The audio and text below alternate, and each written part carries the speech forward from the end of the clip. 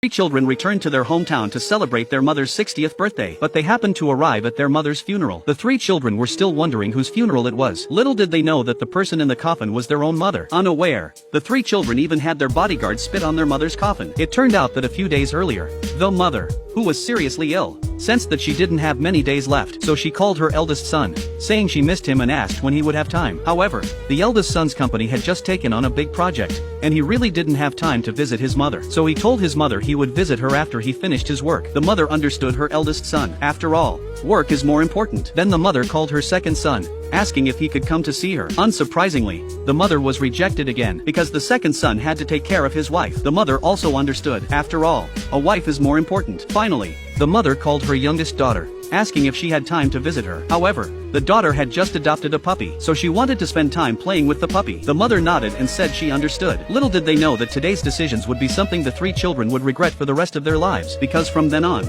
they would never see their mother again. At that moment, the doctor outside the door told the third son with a serious expression that his mother was in the late stages of stomach cancer. The hospital suggested giving up treatment, but the daughter-in-law didn't care if there was any chance of recovery. Instead, she quickly asked how many days the mother would have left if they gave up treatment. The doctor told them she only had 2 days left. He also advised them to fulfill any last wishes their mother might have. The third son immediately said he would tell his siblings and that they couldn't let their mother die like this. But the daughter-in-law snatched the phone away. She said it was an incurable disease, and not even money could save her. So the man lied to his mother, saying she just had a stomach ache. That night, when they returned home, the woman arranged for the mother to stay in the woodshed. Meanwhile, the three siblings felt guilty for neglecting their mother all these years. Their mother had raised 4 children all by herself, but the 3 children hadn't been back to their hometown in over a year. So the eldest brother suggested that in 3 days, on their mother's 60th birthday, they all returned to give her a surprise, and then they would hold a grand birthday banquet for her. The second brother said he would contribute 100,000 yuan. The youngest sister also said she would contribute 100,000 yuan. Then the eldest brother said he would contribute 300,000 yuan. They wanted everyone in the village to know that they were now successful and would never let their mother suffer even a little. The youngest sister also said that after the 60th birthday,